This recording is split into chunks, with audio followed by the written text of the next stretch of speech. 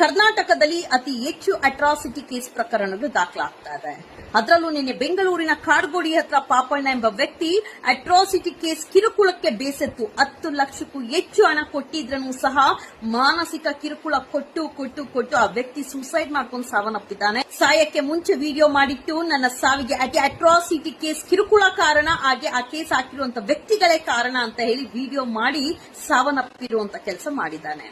ಭಾರತದ ಸಂವಿಧಾನ ಶಿಲ್ಪಿ ಬಾಬಾ ಸಾಹೇಬ್ ಅಂಬೇಡ್ಕರ್ ದಲಿತರಿಗೆ ಮಾತ್ರ ಅವರು ಸಂವಿಧಾನ ಶಿಲ್ಪಿ ಅಲ್ಲ, ಇಡೀ ಭಾರತದ ಪ್ರತಿಯೊಬ್ಬ ಪ್ರಜೆಗೂ ಪ್ರತಿಯೊಂದು ಜಾತಿಯ ವರ್ಗದವರಿಗೂ ಸಹ ಅವರು ಭಾರತದ ಸಂವಿಧಾನ ಶಿಲ್ಪಿ ಡಾಕ್ಟರ್ ಬಾಬಾ ಸಾಹೇಬ್ ಅಂಬೇಡ್ಕರ್ ಅವರು ಹೋರಾಟ ಮಾಡಿದ್ದೇನಕ್ಕೆ?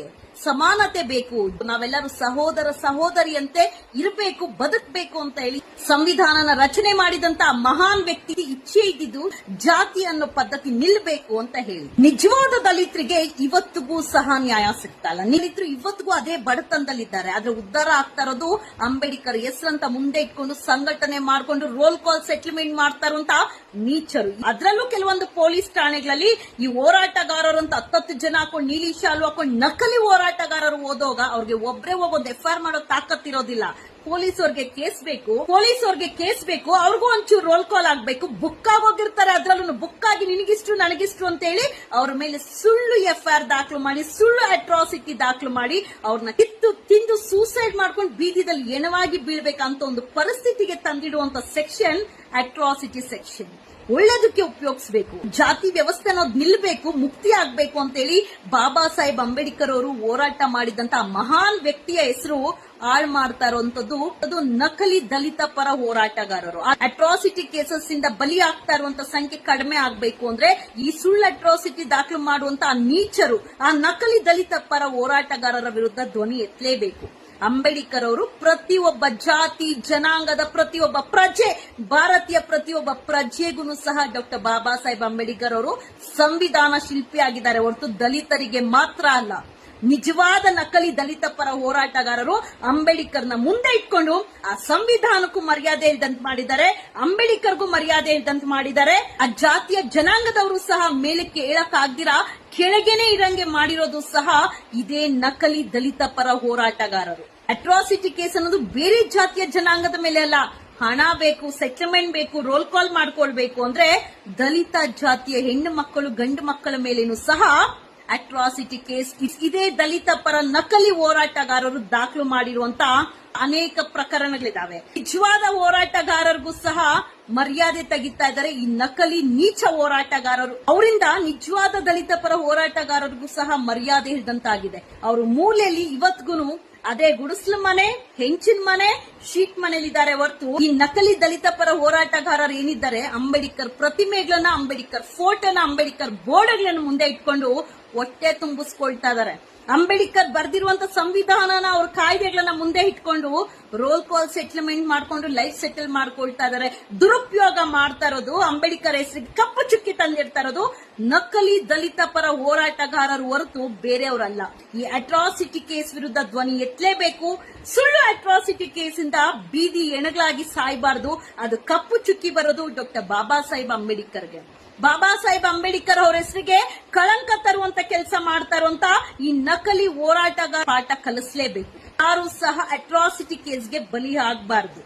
ಪೊಲೀಸ್ ಅವರು ಸಹ ಸುಳ್ಳು ಅಟ್ರಾಸಿಟಿ ಕೇಸ್ ದಾಖಲು ಮಾಡುವಂತದ್ದು ನಿಲ್ಲಿಸಿ, ಒಂದಷ್ಟು ನಿಮ್ಗೂ ಸಿಗುತ್ತೆ ಅಂತ ಹೇಳಿ ಪೊಲೀಸ್ ಅವರು ದಾಖಲೆ ಇಲ್ದಿರೋ ಸುಳ್ಳು ಅಟ್ರಾಸಿಟಿ ಕೇಸ್ ದಾಖಲು ಮಾಡಿ ಇನ್ನೊಬ್ಬನ ಜೀವ ಬಲಿ ತಗೊಂಡ್ರೆ ನಿಮ್ಮ ಮನೇಲಿ ಕುಟುಂಬ ಇರುತ್ತೆ.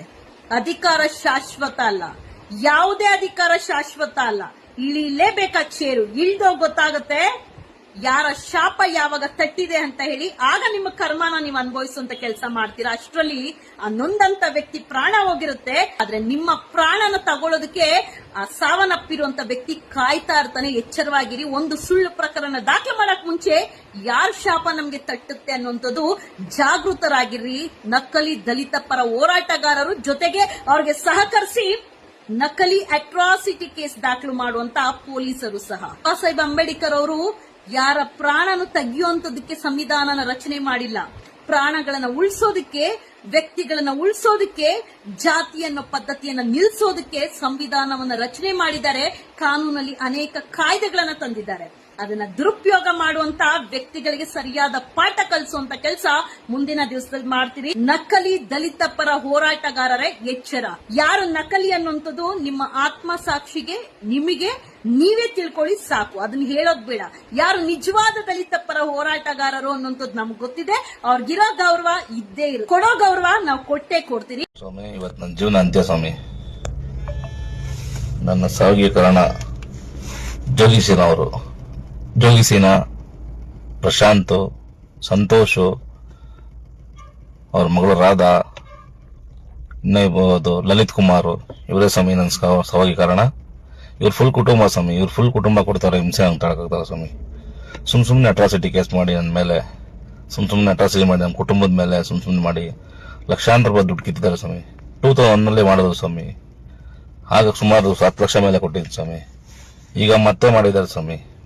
ಇವ್ರ ಜೊತೆಗೆ ಕೆಲವರು ತಲೆಗೆಟ್ಟಿರೋ ಹೆಂಗಸನ್ ಸೇರಿಸ್ಕೊಂಡು ಸುಮ್ನೆ ಅಟ್ರಾಸಿಟಿ ಕೇಸ್ಗಳು ಮಾಡಿ ನಮ್ಗೆ ಹಿಂಸೆ ಕೊಟ್ಟು ಮತ್ತೆ 10 ಲಕ್ಷ ಬಿಲ್ ಮಾಡಿ ನಾವು ಕೊಡಕ್ಕಾಗಲ್ಲ ಅಂತ ತಕ್ಷಣ ಮತ್ತೆ ಎಲ್ಲ ಇದು ಮಾಡ್ತಾರೆ ಸ್ವಾಮಿ. ಇವ್ರ ಕಾಡ ನನ್ನ ಕೈಲಿ ತಳಕಾಗ್ತಾ ಇಲ್ಲ ಸ್ವಾಮಿ. ನನ್ನ ಜೀವನ ಇಲ್ಲ ಸ್ವಾಮಿ. ನಾನೊಬ್ಬ ಬಡ ವ್ಯಾಪಾರಿ ಸ್ವಾಮಿ, ಬಡ ವ್ಯಾಪಾರಿ. ನಾನು ಎಲ್ಲಿಂದ ತಂದು ಕೊಡ್ಲಿ ಲಕ್ಷಾಂತರ ರೂಪಾಯಿ ದುಡ್ಡು?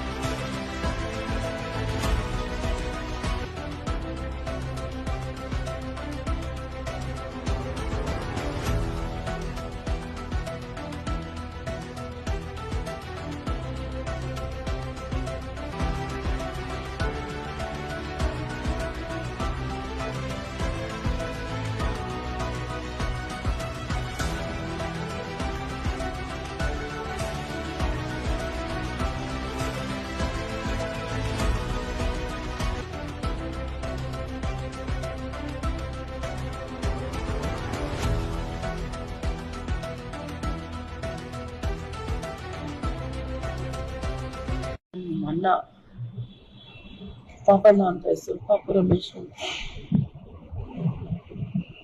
ನಿರಂತರವಾಗಿ ಅವನಿಗೆ ಕಿರುಕುಳ ಕೊಟ್ಟು ಸುಳ್ಳು ಅಟ್ರಾಸಿಟಿ ಕೇಸುಗಳನ್ನ ದಾಖಲೆ ಮಾಡಿ ಅವನ್ನ ಕೊಂದು ಹಾಕಿಬಿಟ್ರು. ಈ ಗ್ಯಾಂಗ್ ಜೋಗಿಸಿದ ಗ್ಯಾಂಗ್ ಎಷ್ಟು ನ್ಯಾಯ ನೀತಿ ಅಂತ